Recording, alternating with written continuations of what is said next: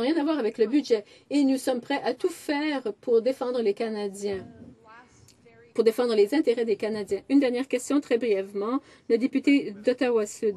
Merci, Madame la Présidente. Ce matin, au Comité des ressources naturelles, nous avons entendu un témoignage sur la loi d'évaluation environnementale du Yukon.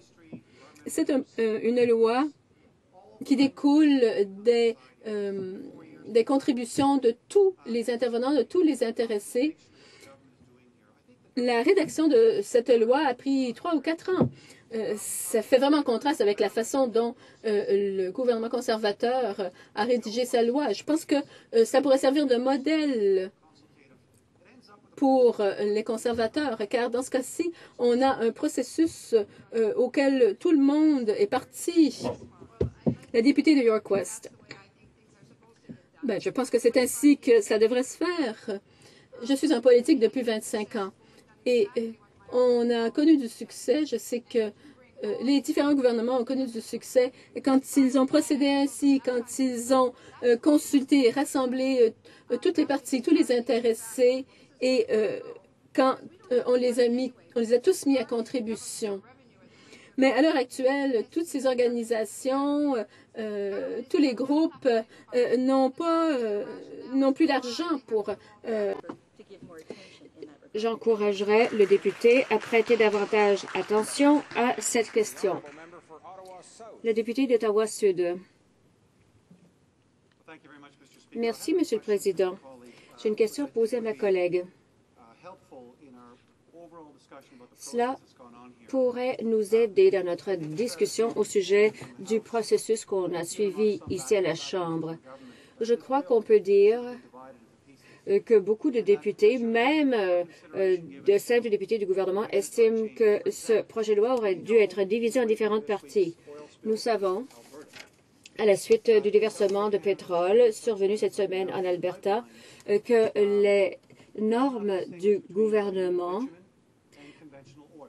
ne font pas de distinction entre le bitume dilué et le pétrole. On sait que le bitume est plus difficile à transporter, il est plus corrosif et il est plus susceptible de causer davantage de ruptures de pipeline. Et pourrait-il nous dire comment de telles mesures auraient pu bénéficier d'une évaluation à laquelle beaucoup de parties différentes auraient pris part? Je remercie le député pour sa question. Elle est très complexe et j'ai essayé d'y répondre de la façon la plus simple possible.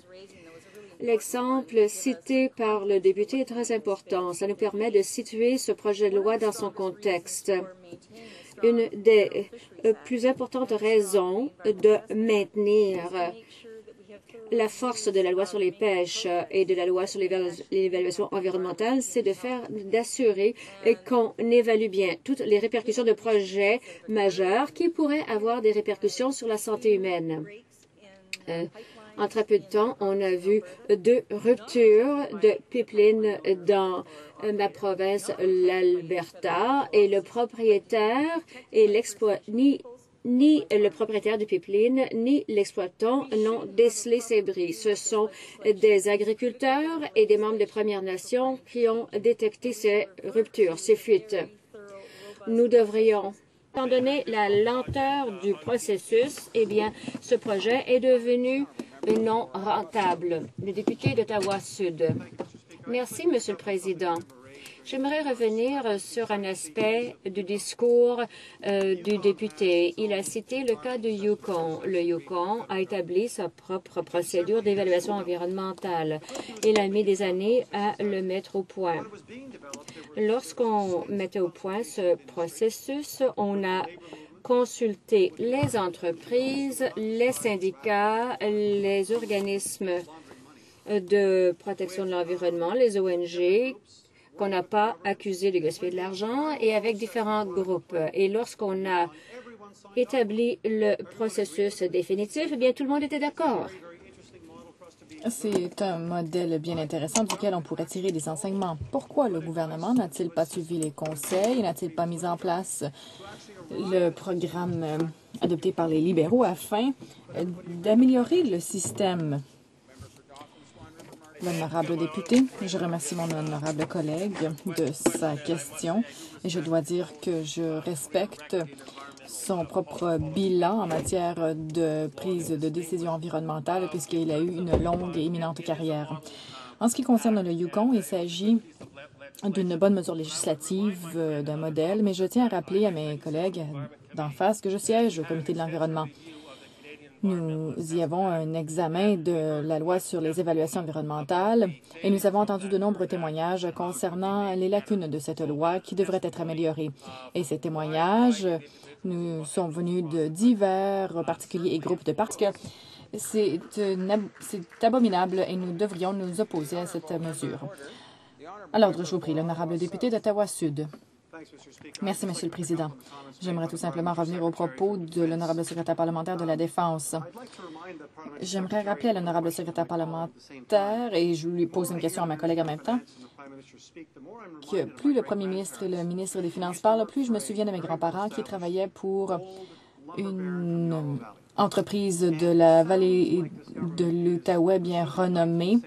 Il semble que le gouvernement conservateur on revient aux politiques forestières des habitants de l'époque.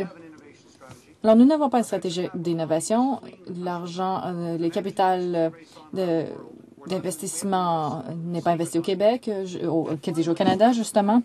Et finalement, un professeur de Harvard nous dit que la performance environnementale va avec l'économie. Or, les changements apportés dans ce budget vont éroder cette compétitivité économique. L'honorable député, oui, c'est une belle analogie qu'on revient à une économie des années 1900. Le Canada exportait 60 de produits finis. Ces dernières décennies, nous sommes passés de l'exportation de produits finis à 60 à 30 Les 60 restants sont des produits non finis ou transformés partiellement. Et c'est en raison de l'approche déséquilibrée adoptée par les conservateurs. Ce n'est pas la bonne marche à suivre en ce qui concerne l'innovation. Nous avons étudié le rapport Jenkins. Aucune des recommandations n'a été mise en œuvre.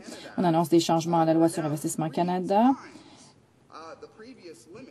Et nous avons maintenant atteint 3 fois la limite précédente. Toutes ces entreprises, ces incubateurs dans les industries, ces incubateurs d'innovation, ces compagnies productrices. La question en commentaire, le député d'Ottawa-Sud. Merci, Monsieur le Président. J'aimerais revenir sur ce qu'a dit mon collègue et récapituler un instant. Voyons où on en est. En 1995, le Canada a équilibré son budget.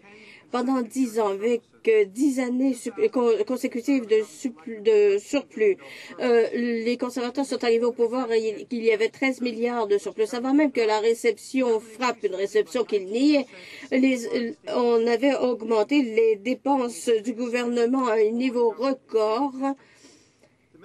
Le ministre des Finances a rejeté le renflouement du secteur de l'automobile, mais il a dû céder sous la pression des États-Unis et du premier ministre de l'Ontario. Il y a le gâchis des F-35, 30 millions de dollars en publicité pour annoncer le budget. Maintenant, il nous reste une augmentation de 120 milliards de dollars de la dette. Ces réformistes républicains sont tous les mêmes. Ils réduisent les impôts, ils augmentent les dépenses. Qu'ils se départissent de ses responsabilités au ministère des Pêches et des Océans. Une très brève question, le député d'Ottawa-Sud-Ouest. Merci, Monsieur le Président. Une brève question, si je le peux, à mon collègue.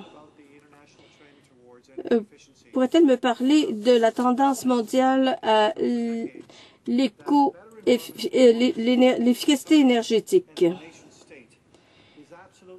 On sait qu'on peut améliorer la la compétitivité des pays et des entreprises grâce à la course sur l'efficacité énergétique. La députée d'Etobicoke Nord a 30 secondes. Merci, Madame la Présidente.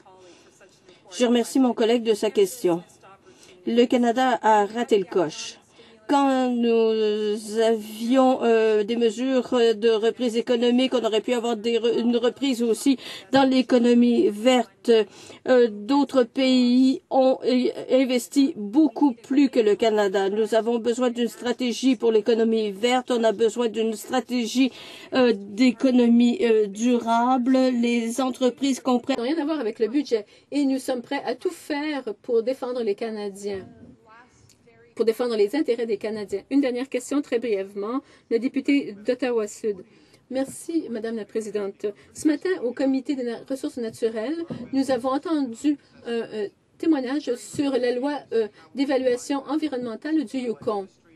C'est une loi qui découle des contributions de tous les intervenants, de tous les intéressés. La rédaction de cette loi a pris 3 ou 4 ans. Ça fait vraiment contraste avec la façon dont le gouvernement conservateur a rédigé sa loi. Je pense que ça pourrait servir de modèle pour les conservateurs, car dans ce cas-ci, on a un processus auquel tout le monde est parti. La députée de York West. Je pense que c'est ainsi que ça devrait se faire. Je suis en politique depuis 25 ans. Et on a connu du succès. Je sais que les différents gouvernements ont connu du succès quand ils ont procédé ainsi, quand ils ont consulté et rassemblé toutes les parties, tous les intéressés, et quand on les a tous mis à contribution. Mais à l'heure actuelle, toutes ces organisations, tous les groupes n'ont plus d'argent pour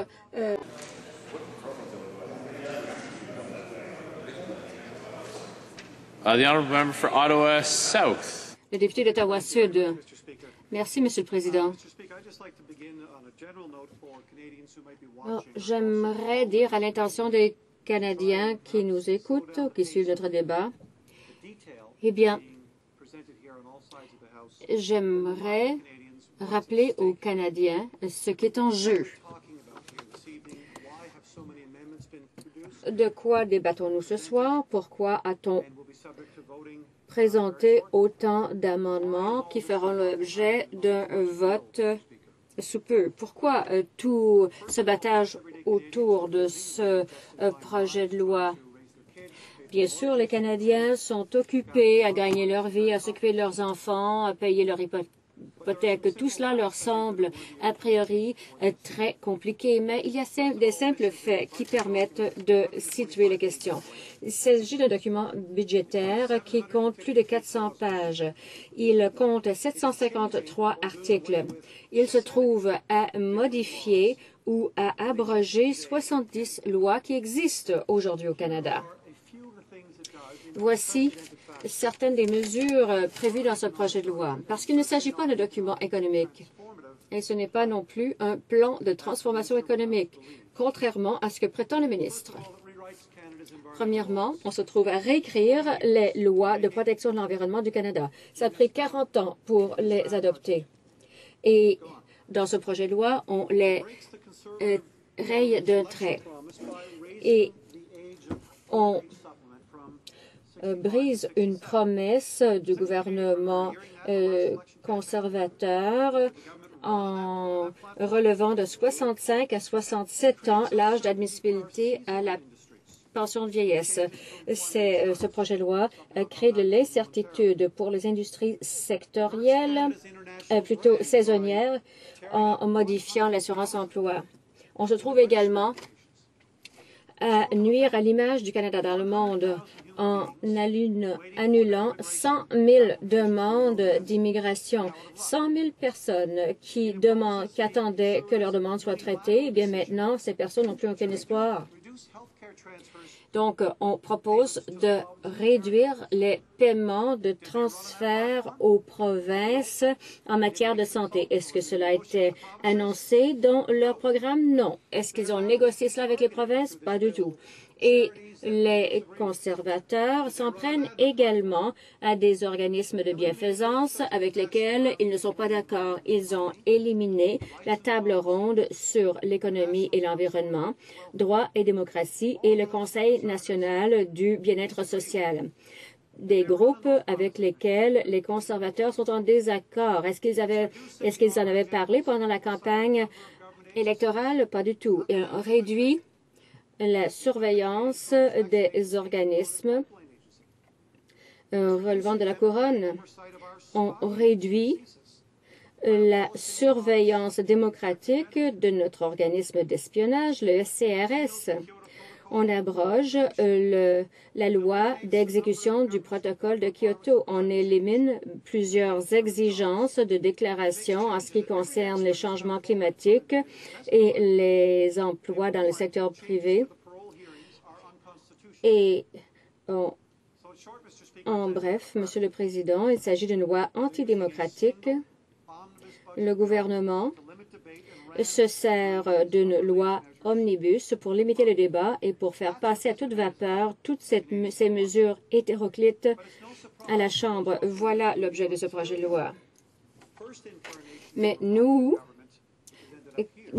qui sommes ontariens, qui avons vu la première incarnation de ce gouvernement quasi républicain, nous ne sommes pas étonnés parce qu'on a vu ces gens mettre au point leur technique, la technique des billes omnibus. Cette méthode avait été mise au point par Mike Harris. Elle a été perfectionnée par le ministre des Finances.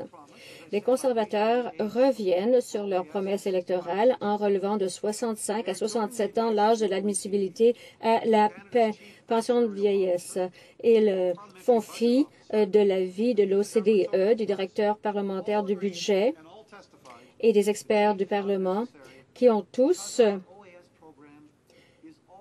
affirmé que ces changements ne sont pas nécessaires parce que notre régime de pension de vieillesse repose sur des assises très solides et cela va toucher de façon démesurée les femmes âgées qui dépendent de façon disproportionnée de la pension de vieillesse et du supplément de revenus garanti. 40% des prestataires des gens qui touchent la pension de vieillesse gagnent moins de 20 000 $ par année. Près de la moitié des prestataires de la pension de vieillesse touchent moins de 25 000 $ par année. Cela va toucher le plus durement les personnes âgées les plus vulnérables. C'est injuste parce que ces personnes ont beaucoup investi dans la prospérité de notre pays. Passons maintenant aux changements apportés au régime d'assurance-emploi. On ne nous a pas expliqué en quoi ces changements permettraient de résoudre les pénuries d'emplois. Ça ne va pas aider à combler les postes vacants. On ne nous a pas expliqué en quoi ces changements aideraient les 1,4 million de Canadiens sans emploi. On ne nous a pas expliqué en quoi cela pourrait aider les travailleurs et les collectivités où il y a seulement des industries saisonnières. Ce que font ces changements, c'est d'ostraciser les gens qui ont recours à l'assurance-emploi. Eh bien, si vous touchez de l'assurance-emploi au Canada, eh bien, vous serez considéré comme un récidiviste et on va vous obliger à accepter une baisse de salaire de 40 %. Cela va également obliger les gens à accepter des emplois plus loin de chez eux. Donc, ils vont devoir se déplacer plus loin pour prendre un emploi qui les paie moins. C'est une politique improvisée. Il n'y avait pas de plan, il n'y avait pas d'argumentaire pour ces changements, il n'y avait pas d'information, il n'y avait pas de faits, il n'y a pas d'analyse à la base de ces modifications. Tout cela repose sur le préjugé selon lequel les prestataires de l'assurance-emploi sont paresseux et qu'il faut les punir. Voilà plusieurs années En tant que ministre du régime Harris, eh bien, le ministre actuel a jeté par terre une boîte de seringues par terre. Et il a dit que ceux qui touchaient les prestations d'assurance emploi en Ontario, eh bien, se servaient de leurs prestations pour se droguer. Voilà ce qu'affirment ces gens. Le Globe and Mail a dit ce qui suit. Ce projet de loi contient trop de mesures pour être bien débattu en Parlement. Ce sont des changements massifs qui seront adoptés à toute vapeur. Ce n'est pas démocratique, a dit le Halifax Herald. C'est un projet de loi monstre. C'est un projet de loi hypertrophié. Il n'y aura qu'un débat, qu'une audience en comité et qu'un vote pour démêler cet embrouillamini. Le Toronto Star dit qu'il s'agit de jeux politiques où on tente de contrôler le message. Et c'est une tendance qui s'accélère. On tente de garder le Parlement et la population canadienne dans le noir. On tente d'inonder les parlementaires de renseignements pour éviter un examen approfondi. Il ne s'agit pas d'une gouvernance transparente. Ce n'est pas ce que le premier ministre a promis. Et ça continue. Si plus de Canadiens comprenaient ce qu'il en est, ils seraient horrifiés de voir le temps alloué pour l'étude du projet de loi, dit la Gazette de Montréal. Le Winnipeg Free Press, sous les conservateurs, les comités parlementaires et le Parlement lui-même sont des outils du parti au pouvoir seulement. Ils sont bâillonnés souvent, en fait chaque fois que les députés de l'opposition déposent une motion. Et on a constaté cette tendance, Monsieur le Président. Le Ottawa Citizen. Une simple question. Pourquoi ça presse? Et ça se poursuit, Monsieur le Président. Le National Post. Alors qu'on épluche le projet de loi, on découvre des changements de politique beaucoup plus fondamentaux qui ne devraient absolument pas se retrouver dans un budget et qui ne devraient absolument pas, encore moins, être étudiés par le Comité des finances. Et en terminant, peut-être ma préférée, Monsieur le Président, qui a été publiée à 18h20 cet après-midi, et ça vient de Post Media. On dit du projet de loi Omnibus qu'il comprend diverses mesures qui forment un plan logique, mais ça n'a aucun sens. Ça comprend des réformes à Parc Canada, la loi sur la libération conditionnelle, l'élimination de l'inspecteur général pour le SCRS. Comment est-ce que ça peut être considéré comme des mesures économiques? Et on poursuit en posant la question, pourquoi gaspiller son temps avec un débat public et un examen en comité? Ce serait bien plus efficace, dit le Post Media, et ce serait bien moins coûteux pour le premier ministre s'il régnait par décret. Merci, Monsieur le Président. Questions et observations? L'honorable député de Saanich Gulf Islands. Merci, Monsieur le Président. J'aimerais remercier l'honorable député d'Ottawa-Sud de son excellent discours très important. Je ne suis pas contente qu'on décrive ce projet de loi comme étant positif pour l'économie. En tant que parlementaire, on n'a pas bien éliminé dans quelle mesure le projet de loi C-38 constitue une menace pour notre économie. De nombreux députés ce soir ont parlé de la compétitivité, de la recherche, de l'innovation. Et il y a de nombreuses études, par exemple celle de M. Porter à l'Université Harvard, qui montrent que lorsqu'on réduit la rigueur des mesures environnementales, on devient moins concurrentiel et on réduit l'innovation. Or, le Canada traîne de la patte en matière de recherche et de développement et d'innovation. Je me demande si mon honorable collègue pourrait nous dire s'il est d'accord avec moi pour dire que ce soi-disant projet de loi d'exécution du budget va en fait miner ou saper la compétitivité du Canada et va réduire notre capacité à innover et à rester à l'avant-garde. L'honorable député d'Ottawa-Sud. Eh bien, je remercie ma collègue. Je la remercie énormément de cette question. Elle vise juste, Monsieur le Président. Au 21e siècle, nous ne devrions pas essayer de faire concurrence à des administrations, à des pays qui peuvent exploiter ou extraire des minéraux, pêcher, couper des arbres. Ça date du siècle passé pour le Canada. Ce n'est pas le rôle du Canada. Où est l'investissement capital?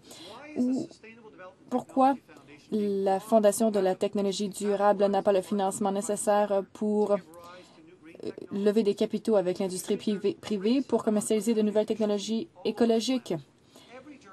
Chaque administration, chaque pays le sait bien. Le Canada devrait être un chef de file, mais je ne pense pas que le premier ministre est même dans la course. Questions et observations, l'honorable député de Vancouver-Est. Merci beaucoup, Monsieur le Président.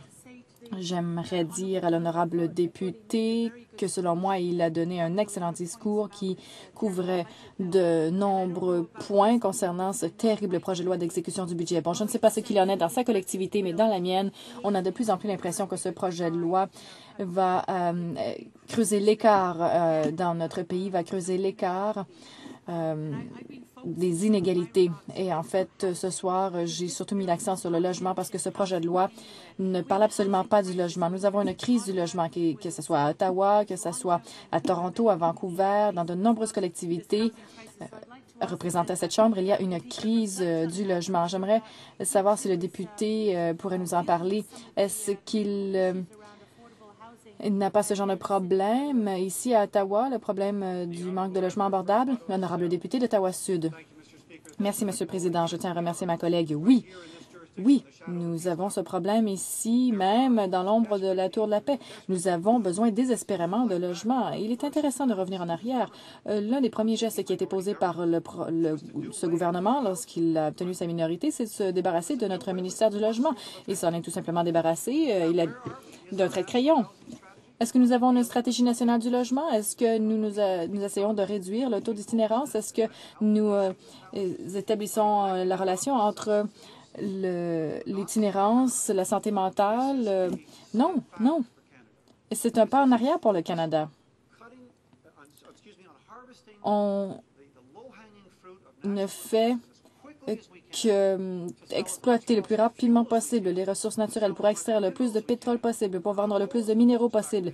Je ne m'oppose pas à ces industries extractives, ne vous méprenez pas, mais c'est comme si c'était une course où on essaie d'en vendre le plus possible pour faire le plus d'argent possible. Mais, Monsieur le Président, pourquoi? Pour que le Premier ministre et le ministre des Finances puissent dire dans 3 ans, chers Canadiens, nous savons